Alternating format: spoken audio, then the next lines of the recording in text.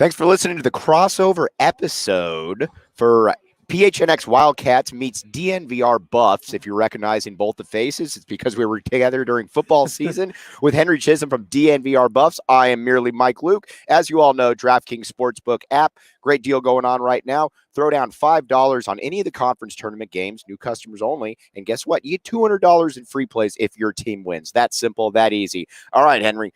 You guys, there's not many teams that we can look at and say, guess what? You beat Arizona. And not only did you beat Arizona last time, you smoked Arizona last time.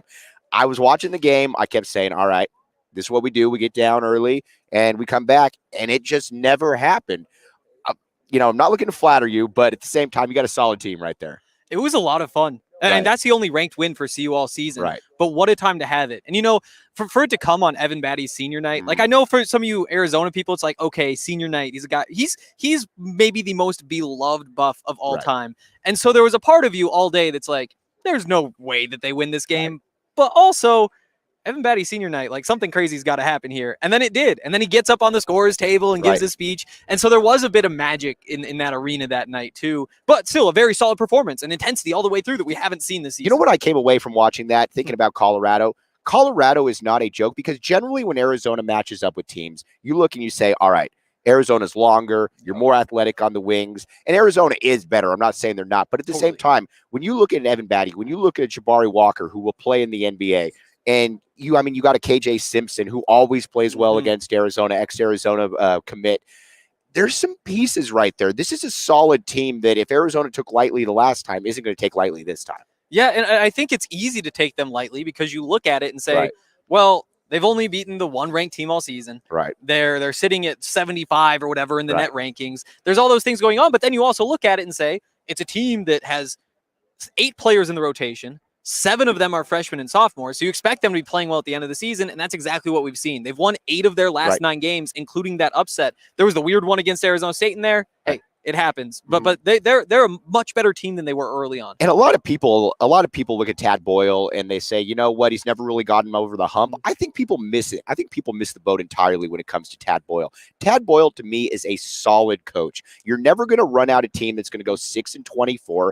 You're probably going to make the tournament. You might get a win or 2 in there. Colorado will never be a pushover under Tad Boyle. So it's one of those things that I think you look at it and you say, the devil you know is a lot better than the devil you don't. Totally. And on top of that, I think that it's easy to look at a new coach and say like, okay, first 5 years, you kind of figure out what he's got. Right. When it comes to actually building a program, it can take a decade, which is how long he's been there. Right. And now you're starting to see them. I mean, they pull in the number 13 recruiting class in the country last year. And so they are reaching these new heights. They had only been in the Pac-12 tournament with a bye one time in the existence of the Buffs in Pac-12 before this season. Right. And so for them to go back to back now with buys, that's a great sign. Right. Like that is improvement of this program. These are young players who are playing really well. It's really exciting stuff. All right, let's talk about Jabari Walker because Colorado is an interesting program to me because there's always like one NBA guy on the team. And if there's not, it'll be a year or two, whether it's your Spencer Dinwiddie, whether it's your George King, you could just go on and on down the list. Jabari Walker is that latest incarnation right there.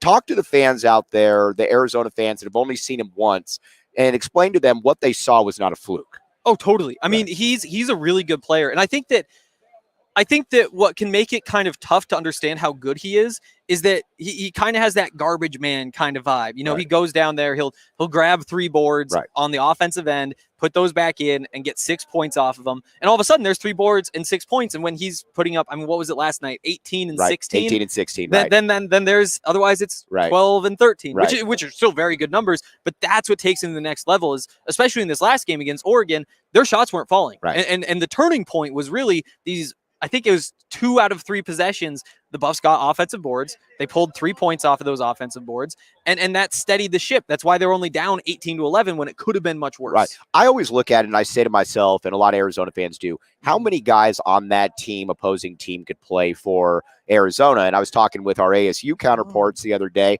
and no offense to the guys over there. They do a great job. But I just said none of these guys at ASU could play at Arizona. I'll tell you one thing right now. one way, shape, or form, Evan Batty would fit his way into that rotation. Jabari Walker would fit his way into the rotation. So tell us out there a little bit more for Arizona fans, everybody watching this game. Who's another guy then, besides kind of the two bigs that you should keep a lookout, besides KJ Simpson, who we know will go for 25? And that's, first of all, that's the thing with KJ Simpson. And this has been a frustration that I think a lot of the coaching staff has had. It's like there are some games where he's really getting after it. And in those games, I mean, he has whatever beef he has with UCLA. He's an LA guy. He's told me he knows all them. Same thing with Arizona. And so for these games, he does get hyped up. And it's about being that consistent player. But on top of that, I mean, Tristan Da Silva, I think, is the easy answer. He's a 6'9", 6'10", starting shooting forward right now. It's really cool stuff. I mean, he's a passer. He's patient in the post. He can make the passes. He can make the shots. He can use his footwork to get to the rim. And sometimes it's not there. And I think his first game without a turnover was like 2 weeks ago. And that's just the thing about having a young player. You know, you have all these freshmen, sophomores. They're going to have flaws. He has his couple of flaws, but I think against Arizona, he might have been the leading scorer. He was the leading scorer, yes. Okay, so Arizona, the one thing that they always have going for them generally is the continuity. It's the fastest paced team in the country. So you're going to be without Kirk Risa tonight. Obviously took an ankle sprain. Sounds like he'll be okay for the NCAA tournament. Knock on wood or knock on computer board, whatever you want to call it right there. But you still have a multitude of options there. And I think that's what makes Arizona unique is that you can go legitimately 7 or 8 deep. How legitimately deep can Colorado go before you start getting into some roster filler? You've got 8. Right. You've got 8 guys right now. Number 9 is Will Laughlin, who started the season as a walk-on. Actually, so you'll remember the sounds Buffs, like a leadoff hitter for the Mets, Will Laughlin. seriously, I think he'd be a pretty good one too. For sure, that's what I hear. But you know, they had the point guard who was going to come in. He winds up deciding he's actually going to go to Louisville at the very last minute. Loser. Yep, absolutely. I can say that because I'm not a Colorado guy. Yeah, but then you wind up having an extra scholarship, and you're like, well, here's a senior walk-on, let's give it to him, and he's their 9th man right now because they have Lawson Lovering, the freshman big man, top recruit in their class, who has an MCL. You've got Javon Ruffin, Quincy Allen, a couple more freshmen who haven't played all season. Eli Parquet, all defensive player in the Pac-12. He's been out for the last month. He has some bone spurs. It's thin right now, but the 8 guys they have, I mean, you want an 8-man rotation at this point, probably. And there's just no wiggle room. You might be thinking to yourself, all right, where could I possibly bet on this? Well, you know what? Look no further. The DraftKings Sportsbook app, code word PHNX. What's the code word for you guys? DNVR. DNVR. Here's the deal. You throw down $5 on the game. Again, new customers only. Eligibility restrictions do apply. Yes, 21 and up. If you got a gambling problem, 1-800-NEXT STEP. They'll get you all taken care of. But here's what you want to do. You're going to go on there and say, you know what? I think Mike's full of it. Or, man, Chisholm looks like he knows what he's talking about right there. Either way, and by the way, the best dressed guy in the arena right now, I kid you not. I mean, you know, that's to die for. I'm proud of my Back the A shirt. It doesn't back up to that one right there. But either way, DraftKings Sportsbook app, that's where you can get all of it. Right now, it's at 10 points. And you know what? You look at it and you might say to yourself, this is a pretty good time to be able to get in on there. That's where you're going to want to hop on right there. Everything you need. Again, new customers only, though. All right. Now, from your perspective, what worries you most about Arizona? Oh, it's easy. It's easy. I mean, it's the fact that the Buffs have beaten them. I think it's easy to look at that and say, like, yep, Buffs are going to be fired up. They know that they can do it. But also, you don't want the number 2 team in the country to have a target on your back. Like, it's really that simple. And I think that, especially for an Arizona team that, like, they're looking for the NCAA tournament. They want to go to the Final Four. They want to win a championship. It's easy to look past some Pac-12 tournament games because you know you're on to bigger things. Not Colorado, though. Not when you lost to them the way they did. That's not a good situation. You know, I'm going to stick up for Colorado a little bit here. Yes, and I'm going to stick up for the Pac-12. I'm going to back the Pac here. How come in like the ACC, and I think Seth Greenberg brought this point up today, that the ACC, let's be honest, this is not your grandfather's ACC. This isn't your father's ACC. This isn't your older brother's ACC. If you go, 12-8 in the ACC, all of a sudden it's, oh, well, obviously you got to put them in the tournament. Why in the world is a team like Colorado not in, or at least not on that secure first 4, first 8 in right there? What am I missing right there? Is that just me looking for a bias that doesn't exist, or is that a bias that certainly does exist? I mean, It's a little of both. It's a little of both. And Tad Boyle made it very clear what he thinks. Right. I mean, he said, I know why I can't pound the table for the Buffs to be an NCAA tournament team. Right. And we lost to Southern Illinois. There were close games back there. We've blown some others. We have the one ranked win. But also, you see Virginia Tech is on the borderline. Right. You know, there's people saying they should probably How do they be sound? What? How do they sound? They should be. Very pretentious. Yeah, that's how they talk out Right. there, I've heard. Right. But they have one quadrant one win. The Buffs have 3 quadrant one wins. Like, there's stuff like that make it so simple. And on top of that, Tad made it very clear he thinks there's an East Coast bias, there's an ESPN bias in particular, and I think that somebody needed to say it. At the same time. Arizona fans generally don't like Tad Boyle. A lot of that goes, Interesting. Yeah, a lot of that goes back to the Sean Miller and Tad Boyle certainly didn't like each other. Tad has some. Xavier Dana Altman last Xavier night Johnson for sure. Yes, exactly. But I like coaches that stick up for their program, that stick up for their player. It's a little bit like Kirk Kriisa. Everybody that isn't an Arizona fan can't stand Kirk Kriisa. But if you're a Buffs fan, I think you like Tad Boyle. Now, just from, tell us from an insider perspective, what does he bring to the program? Because from an outsider perspective, I always know it's going to be a fight. Absolutely. I mean, first of all, he knows his stuff. Like, first of all, when it comes to building rotations, when it comes to play calling adjustments, all that stuff, like, that is a veteran coach who knows what he's doing. And to be able to sit between Dana Altman and Tad Boyle in that game last night, like, you just sit back and you're like, oh my goodness. Did they know who was sitting between them though? I don't think they did. I think they would have kept their mouth shut. Let's be honest here. But yeah, I think that on top of that, like, he's just a blue collar type of guy. Right. It's we play defense. We don't go zone. Right. We man up. We grit. We grind. We get all the boards. Right. We're going to get into the paint, and he brings that vibe to practice too.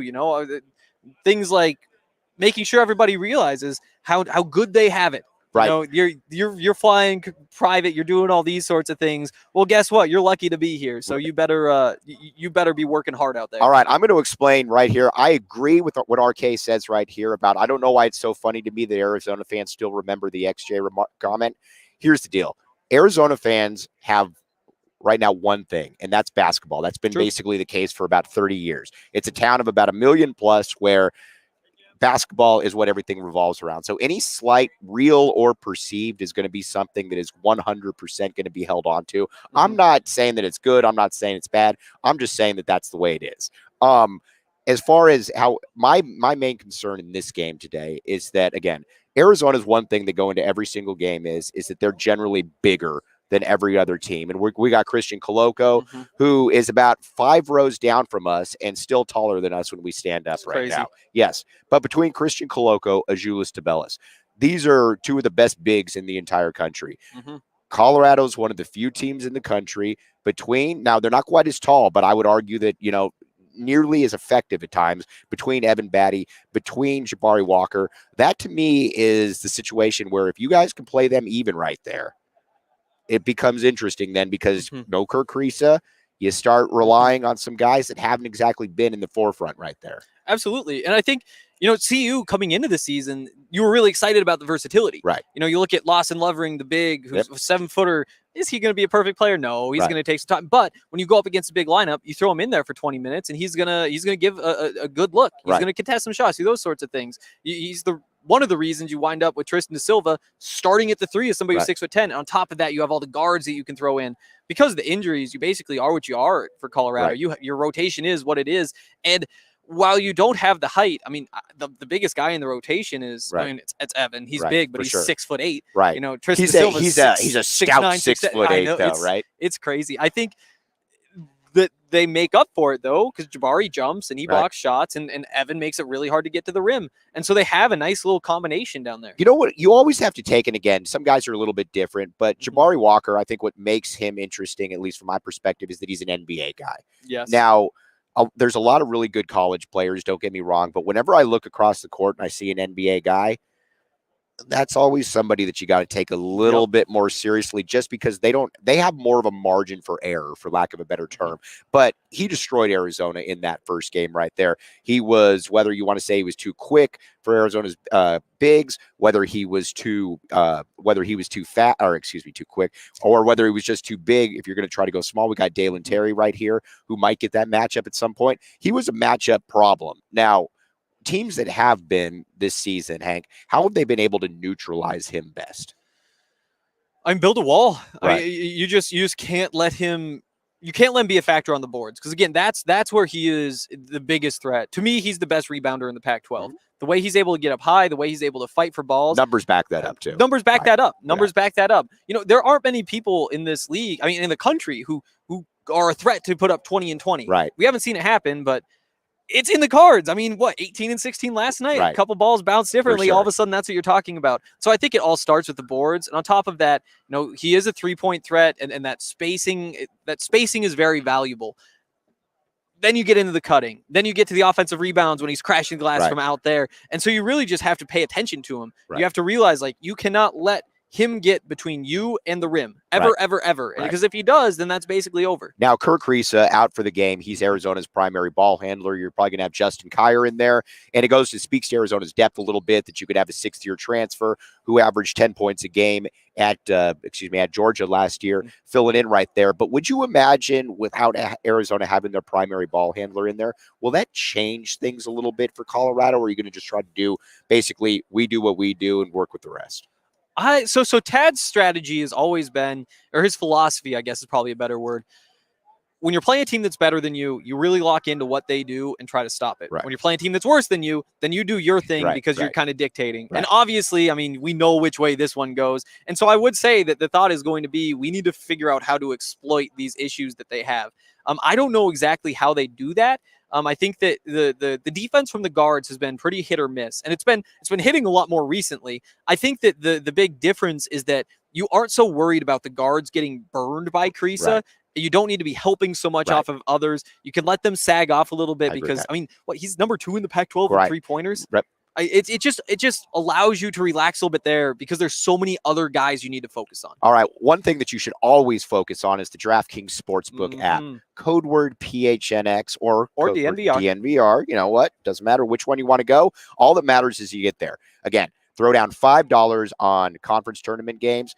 New customers only, though. Don't get sly with us. And guess what? You $200 in free plays. That simple, that easy. And there's some games that you might look at and say, all right, Arizona's a 10-point favorite right here. You don't have to lay the points. You just need that team to win right there. Or maybe you're thinking a little bit outside the box and you say, you know what?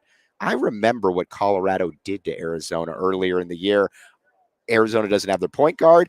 I see a possible situation like that occurring again. Either way, doesn't matter. You hop on the DraftKings Sportsbook app. They'll make it happen. All right. Before we sign off right here, need to get a prediction. But before then, obviously, people that haven't seen, they do great works over at DNVR Buffs. How can they get a hold of you guys? How can they check out everything you got going? TheDNVR.com. Be a member. You get all sorts of cool stuff. Big beers at the DNVR bar if you're in Denver. And the bar is very cool. I was fortunate enough to be there a couple times. Very cool. It's cool. The coolest. Yeah, definitely become a member, listen to the podcast, use that membership at the bar. Right. And if you want to humor us, you can hop on to Go PHNX, get a membership there. All kinds of cool stuff. A lot of good stuff going across the state. Everything covered from college to professional. All right. Let's get our prediction time right here. Are we talking about after the game, Colorado on a 2-game winning streak against Arizona, sending them with their tails between their legs into the NCAA tournament? Or does Arizona get that rematch? What do you got? I wish I could take the Buffs. I really do. But it's the same thing as the last time where you say, like, there's the magic. There's the Evan Batty senior night magic. There's reason to believe this could be a special night. But you just can't say, I think Colorado's going to win this game. And it's kind of the same thing here. Say we've seen it happen before. They've won 8 of their last 9 games. This is a really, really, really, really good basketball team right now. Arizona's really good too, and they're missing their point guard. I think it's tight. I think it comes down to the wire. I think that I'd be just a little bit too much of a homer to say that I have Colorado pulling it out. I will say though, plus 360 on the money line? I think that plus 360 is worth it. All right. Yeah. You like them to cover though then, right? I do. All right. So what is your final score? Give me, I think they've put up some points. Let's go 78 to 73. Okay. Yep. I got 81-76. I think we both like Arizona, but you know what? Great minds think alike when you both have the 5-point spread and you didn't even talk to each other about it. So there we go right there. So again, for Henry Chisholm, I am Mike Luke. Again, thank you all for tuning in right here. We'll be back with you on the post-game show. But again, go Buffs or go Cats, depending on who you're going for. Thanks for listening to the crossover episode on the AZ Wildcats podcast. Bye.